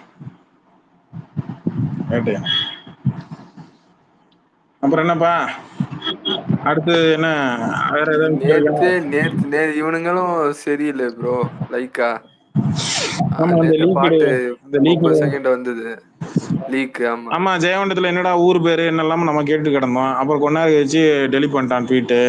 லைக்காக்கு மெயில் அனுப்பி பார்த்தேன், ஒரு வெங்காயமும் கிழிக்கல.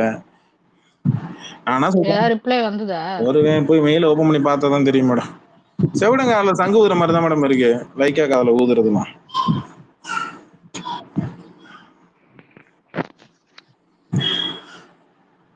ஏன்பா கீழே யாரும் லிஸ்ட்ல தான் இருப்பீங்களா? யாரும் மேல மைக்கெட்லாம் மேல வர மாட்டீங்களா? ஏன் வெத்தலை பாக்க வச்சு கூப்பிடணுமா? தாம்பரத்துல வெத்தலை பாக்க வச்சு தான் கூப்பிடணுமா? இத்தனை பேர் கீழே லிஸ்ட்ல இருக்கிறீங்க, அப்புறம் என்ன வேற என்ன? அந்த ட்வீட்டை டெலிட் பண்ணிட்டு போயிட்டான். இதுல வந்து லீக்கட வீடியோவை சப்போர்ட் பண்ணாதீங்கப்பா அப்படின்னு சொன்னா, அப்பதான் நம்ம ஆளுங்களுக்கு லைக் பண்ணி ஆர்த்தி தட்டி கோட் பண்ணிக்கிட்டு எதை செய்யாதன்னா அதை தான் செய்வாங்க போல இருக்கு. அவன் போட்டதை ஒரு 4 பேர் தான் பார்த்திருப்பான், இவங்க போடுறத ஒரு 400 பேர். இல்ல ப்ரோ, நான் கோட் பண்ணி நான் கோட் பண்ணி நான் கேள்வி கேட்பேன் ப்ரோ. ஏன் உங்களுக்கு கோட் பண்ணி தான் கேள்வி கேட்க தெரியுமா? ஏன் கமெண்ட்ல கேள்வி கேட்பீங்களா? சொல்லுங்க ஃபிலிமேக்ஸ். என்னங்க எப்படி இருக்கீங்க கேட்டேன் ப்ரோ. ஆமாக்கா, முந்தா நேத்துலாம் ரொம்ப கேவலமான மூட்ல இருந்தேன். இன்னைக்கு ஏதோ கொஞ்சம் சுமாரான மூட்ல இருக்கிறேன். பாப்போம் எப்படி போகுதுன்னு பாப்போம். நீங்க சொல்லுங்க. வர வைக்கிற டைட்டிலே கொஞ்சம் இதா இருக்கு. ஏங்க எல்லாரும் ஒரு பேரு ஸ்பேஸ் பர்மனன்ட் பேர் ஒண்ணு செலக்ட் பண்ணிக்கிறாங்க. நம்மளும் ஒண்ணு ட்ரை பண்ணலாம்னு சொல்லி ட்ரை பண்ணி பார்த்தேன், வெட்டி பேச்சுன்னு வச்சேன். இதையும் எவனோ வச்சிருப்பான்னு நினைக்கிறேன். நான் வித்தியாசமா ஏதோ ஒண்ணு வைக்கிறேன். கண்டிப்பா காப்பி அடிப்பாங்க. இல்ல இதுவே அங்கேயே காப்பி அடிச்ச மாதிரி தான் எனக்கே தோணுது. எங்க வெட்டி பேச்சு நான் ஸ்பேஸ் டாபிக் எங்க பார்த்த மாதிரி தான் இருக்கு. வேணா இப்படி என்ன வச்சுக்கவா, யூரின் பாஸ் பைபாஸ் அந்த மாதிரி வச்சுக்கவா ஸ்பேஸ் பேரு. இல்ல ப்ரோ, எங்க அடிக்கிறீங்கன்னு தெரியுது. இதுவே பரவாயில்ல. யார அடிக்கிறீங்கன்னு தெரியுது ப்ரோ போன. இல்ல இது வச்சா நல்லா தானே இருக்கு, நல்லா தானே இருக்கு. நல்லா இருக்கு. அவனுங்களும் அதானே பண்ணிட்டு இருக்காங்க. அப்பப்ப பெனாயில் அந்த மாதிரி வந்து ஊத்துங்க, வாடை போகாம போகும். வாடை அதிகமா ஹெவியா வரும். டாமெக்ஸ் ஊத்துங்க, டாமெக்ஸ் பெனாயில் வேணா, டாமெக்ஸ் ஊத்துங்க. நீங்க சொல்லுங்க. இளையராஜா இல்ல ப்ரோ, இளையராஜா பார்க்க போனா அப்போ அத ப்ரொடியூஸ் பண்ணாரு, ப்ரொடியூசருக்கு, டைரக்டருக்கு, எல்லாருக்குமே அமௌண்ட் போனோம். இத நீங்க போயிட்டு ஒரு இளையராஜா ஃபேன்ட்ட சொல்லுங்களேன், கடிக்க வந்துருவாருன்னா அறுவாள் ஒரு ப்ரொடியூசர் டைரக்டர் இல்லாம ஒரு சாங் வச்சுட்டாரா சிச்சுவேஷன் சொல்லாமலே. அதெல்லாம் வந்து நம்ம போய் கேட்க முடியாதுங்க. அதெல்லாம் வந்து இல்ல இப்ப அதுக்கு செப்பரேட்டா அமௌண்ட் பே பண்ணிருப்பாங்கல்ல. ஆமா, சும்மா போட்டு கொடுத்துட்டாரா என்ன பாட்டெல்லாம்? அதெல்லாம் காசுலாம் பே பண்ணாரு, வாங்கினாரு, எல்லாம் ரைட்டு தான். அதுலதான் வீட்டுல எல்லாம் நல்லா சொத்துலாம் நல்லா வாங்கி கொடுத்தாரு. அப்படி பார்த்தா அந்த அந்த அந்த எப்படி சொல்றது, அந்த மூவில ஒர்க் பண்ண எல்லாருக்கும் ப்ரோ செப்பரேட்டா அமௌண்ட் போனோம். அந்த சாங்ல ஒர்க் பண்ணவங்க, சிங்கரு, அதெல்லாம் பேர் எல்லாம் இப்பெல்லாம் இருக்காங்களே கூட தெரியல. அதை ஷூட் பண்ண கேமராமேன் அவர் இல்லாமலே பாட்டு வெளியே வந்துச்சு. கம்போசிங் மியூசிக் அவர் கிளைம் பண்றது ஒன்னே ஒண்ணுதாங்க. அவர் போட்ட நான் கம்போஸ் பண்ணேன், எனக்கு அந்த பாட்டுக்கான நீங்க யூஸ் பண்ணீங்கன்னா காசு ரைட்டு தான், தப்பே கிடையாது. அது ஏர் ரஹ்மான்ல இருந்து இன்னைக்கு இருக்கிற அனிருத் வரைக்கும் எல்லாருமே காப்பிரைட் கிளைம் பண்றாங்க. அதெல்லாம் குறை சொல்லல. நான் என்ன சொல்றேன்னா, பாட்டு யூஸ் பண்றாங்கன்னா நீங்க அதை சரி, நீங்க அதை காதுமா வச்சு முடிக்கணும். அதை நியூஸ் சேனல் வரைக்கும் வெளில வர விட்டு, அது வந்து ரஜினி படம் வரும்போது நாளைக்கு நீங்க வந்து இவரு அவரு சுவாமின்னு சொல்லுவாரு, அவரு இவரு சாமின்னு சொல்லுவாரு, ரெண்டு பேரும் சாமி தான் கூப்பிட்டு. நான் என்ன கேக்குறேன்னா, இது தேவையில்லாத ஒரு மிஸ் அண்டர்ஸ்டாண்டிங். நீங்க அங்க ஆட்டை கடிச்சு மாட்டை கடிச்சு கடைசியில மனுஷனை கடிக்கிற மாதிரி தான் ஆயிடுது. கண்டிப்பா ஆல்ரெடி தலைவர் அவரு மேடையில வச்சு செஞ்சிருக்காரு ஒரு டைம். அதுதான் எல்லாருமே டிஎல் எடுத்து போட்டு அதான் எல்லாரும் தக் லைஃபா போட்டுட்டு இருக்கிறாங்க. சுவாமி அமௌண்ட் வருதா இல்லையா நடிச்சார்ல. ஆமா, செம்ம. அவரு ஏன் அதை சொன்னாரு அப்படின்னா, அவருக்கு மறுபடியும் ஆசைங்க ரஜினி படத்துல ஒர்க் பண்ணணும் அப்படின்னா அவருக்கு ஆசை. ஆனா நீங்க ஒரு விஷயம் நான் சொல்றேன், நீங்க அவுட் ஆஃப் ட்ரெண்ட்ல இருக்கிறீங்க, அதை புரிஞ்சுங்க. நீங்க ஒரு காலத்துல நல்ல சூப்பர் மியூசிக் டைரக்டர் தான், மறக்க முடியாது. நீங்க இன்னைக்கும் நல்ல மியூசிக் போடக்கூடிய ஆளுதான், அதுல மாற்று கருத்தே கிடையாது. விடுதலை படத்துல நல்ல மியூசிக் எல்லாம் போட்டிருக்காரு, நான் மாற்று கருத்தே கிடையாது. ஆனா நான் சொல்றது என்ன ஒரே ஒரு விஷயம்னா, தலைவர் படத்துல இருக்கக்கூடிய அந்த கமர்ஷியல் ஃபேன்ஸை சாட்டிஸ்ஃபை பண்ற மாதிரி அந்த மாதிரி நீங்க என்ன அந்த அந்த அது இன்னைக்கு இருக்கிற ஜென்ரேஷன் கையில கொடுத்துறது தான் பெட்ரு. அது ஏர் ரஹ்மானாவே இருந்தாலும் சரி, அது அனிருத்தாவே இருந்தாலும் சரி, நாளைக்கு ஒரு மியூசிக் டைரக்டர் உள்ள வந்து தலைவருக்கு நல்ல ஒரு மியூசிக் பண்றான்னா அவங்க கையில கொடுத்துறது தான் கரெக்ட். இல்ல நீ அப்ப என்னை விட அவன் பெரிய மியூசிக் டைரக்டர்னு சொல்ல வரியா? அப்படிலாம் இல்ல. அப்படி பார்த்தா எம்.எஸ். விஸ்வநாதனை விட நீங்க டி.கே. ராமமூர்த்தியை விட நீங்க பெரிய மியூசிக் டைரக்டர் அப்படின்னு சொல்லி நான் கொண்டு வந்து நிறுத்திடுவேன். அது வேற. நான் என்ன சொல்ல வரேன்னா, மனுஷனா மதிங்க. ஒரு ஒரு ஒரு நல்ல ஒரு டைரக்டர் ஒரு மியூசிக் எனக்கு வந்து இளையராஜா ரொம்ப பிடிக்கும், நான் இளையராஜா மியூசிக்ல நான் பாட்டு போட போறேன் அப்படின்னு சொல்லிட்டு வந்து நிக்கிறான் அப்படின்னா, எனக்கு இந்த பாட்டு வேணாம் சார், எனக்கு கொஞ்சம் வேற பாட்டு கொஞ்சம் இன்னைக்கு கொஞ்சம் பெப்பியா வேணும், இன்னும் பெட்டரா வேணும் அப்படின்னு கேட்கும் போது அந்த இடத்துல கொஞ்சம் சேஞ்ச் பண்ணி கொடுங்க. அதெல்லாம் முடியாது. என்கிட்ட நீ வேற பாட்டு கேட்கறியா, அப்ப நான் இந்த பாட்டு நல்லா இல்லைன்றியா, அப்ப உனக்கு மியூசிக் பத்தி நல்லா தெரியுமா அப்படிலாம் கேள்வி கேட்டா என்ன அர்த்தம்? கேள்வி ஞானம் எல்லாமே கேள்வி ஞானம் தான். கேள்வி ஞானத்தை வச்சுக்கிட்டு தான் எல்லாம் பண்றது. இல்ல எனக்கு இந்த சாங் செட் ஆகாதுங்க, கொஞ்சம் வேற மாதிரி போட்டு கொடுங்க அப்படின்னா போட்டு கொடுக்கணும். அதுக்கு தானே பேமெண்ட் வாங்குறீங்க, ஃப்ரீயாவா போட்டு கொடுக்குறீங்க. இல்ல ஏசுதாஸ் மாதிரி கிடையாது. இல்ல ஏசுதாஸ் மாதிரி நான் இங்க சினிமா பாட்டு பாட போறதுல நான் போயிட்டு ஐயப்பன் சன்னதியில போயிட்டு நான் பாட்டு பாட போறேன்னு சொல்லிட்டு போயிட்டீங்களா? ஏசுதாஸ் அப்படிதான் அங்க போய் பாட்டு பாடிட்டு இருக்கிறாரு. நான் இனிமேல் சினிமாவில் பாட்டு பாட மாட்டேன், என்னுடைய பாடல்கள் எல்லாமே ஐயப்பன் சாமி சரணம் அவருடைய சன்னதியில தான் இருக்கும் அப்படின்னு சொல்லிட்டு அந்த பக்கம் அவர் திரும்பி போயிட்டாரு. சரிங்களா? அவர் பையன் தான் சினிமாவில் பாட்டு பாடிட்டு இருக்கிறாப்புல. வியாபாரத்தினுக்கு வந்துருச்சு, அப்புறம் அவன் கேட்கிற பாட்டு கொடுத்துட்டு போக வேண்டியது தானே. அதை விட்டுட்டு இன்னைக்கு இருக்கிற இசைக்கலைஞர்கள் நீங்களாம் மியூசிக், அப்போ கொலவரடி பாட்டு வரும்போது இதெல்லாம் மியூசிக்கான்னு சொல்லி கிண்டல் அடிச்சு திட்டி பேசினாப்புல மேடையில, மறக்கவே மாட்டேன். ஏன் அன்னைக்கு வந்து நீங்க பாட்டு போடும் போதுல வந்து ஏப்ரல் மேயிலே பசுமை தேவியிலே காஞ்சி போச்சுடான்னு சொல்லி பாட்டு எழுதுவோம் மட்டும் அன்னைக்கு இருக்கிற ஜென்ரேஷனை கவர் பண்ணல. நீங்க சிக்கு புக்கே ரயில்னு சொல்லி பாட்டு போடும் போது ஏர் ரஹ்மான் சிக்கு புக்கே ரயில்னு சொல்லி பாட்டு போடும் போது மட்டும் அன்னைக்கு இருக்கிற ஜென்ரேஷனை கவர் பண்ணலையா? அப்புறம் வைத்திஸ் கோலருடைய மட்டும் நீங்க லவ் ஃபெயிலியர் சாங்லாம் நீங்க போட்டது இல்லையா?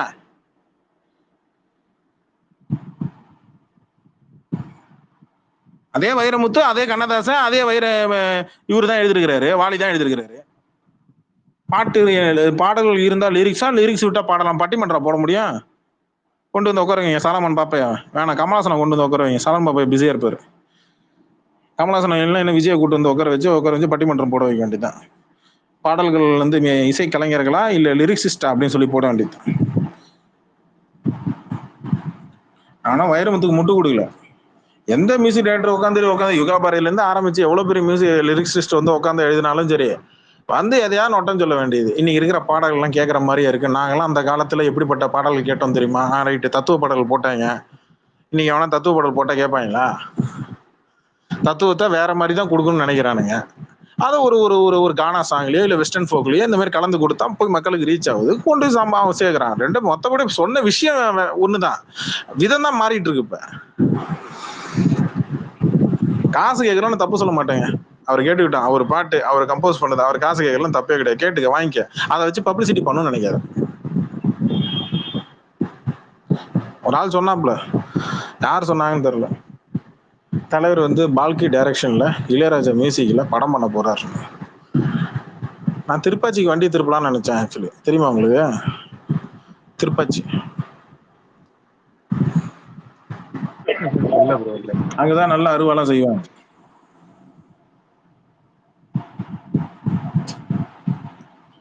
வைட் பேர் வணக்கம். குருளி வணக்கம். குருளி சௌக்கியமா? வணக்கம் வணக்கம். யாராவது இருந்தீங்கன்னா கோச்சிக்காதீங்க, சொல்லிட்டேன், வேற வழி இல்ல. விமர்சனம் வந்து எல்லார் மேலயும் வரதான் செய்யும், கோச்சிக்கிறதுல வந்தது இல்ல. எனக்கும் சேம் பாயிண்ட் தான். அவர் வந்து காசு வாங்குறதுல எனக்கு எந்த பிரச்சனையும் கிடையாது. காப்பிரைட் கிளைம் பண்ணலாம், எல்லாரும் பண்றதுதான். பட் அது வந்து ஒரு பப்ளிசிட்டி ஸ்டண்ட் மாதிரி பண்ண வேண்டாம் அப்படின்றது ஏன்னா தேவையில்லாத இப்ப மீடியால பேச்சாகுது. ரெண்டாவது, இப்ப இது மாதிரி அவர் வந்து ஒரு லிஜெண்ட் ஸ்டேட்டஸ்ல இருக்காரு. ஸோ நிறைய ப்ராஜெக்ட் பண்ணியிருக்காரு, நிறைய நாலேஜ் இருக்கும். நம்ம தலைவர் எப்படி ஒரு நல்ல படம் வந்து ஹிட் ஆச்சுன்னா சின்ன ப்ராஜெக்டோ பெரிய ப்ராஜெக்டோ அவங்கள கூப்பிட்டு அப்ரிஷியேட் பண்றாரு, அவங்கள மோட்டிவேட் பண்றாரு. ஸோ அதனால ஃபிலிம் இண்டஸ்ட்ரியில ஒரு நல்ல சேஞ்சஸ் இருக்கும். நெக்ஸ்ட் ப்ராஜெக்ட் அவன் வந்து இன்னும் ஃபோர்ஸா ஒர்க் பண்ணுவாங்க. அந்த மாதிரி இளையராஜாவும் இப்போ ஒரு நல்ல மியூசிக் பண்ணா அவங்களை கூப்பிட்டு பாராட்டலாம், அப்ரிஷியேட் பண்ணலாம். அந்த மாதிரி அவரோட அப்ரோச் இருந்தா தமிழ் இண்டஸ்ட்ரிக்கும் அது நல்லது, அவரோட ஸ்டேட்டஸ்க்கும் அது நல்லது.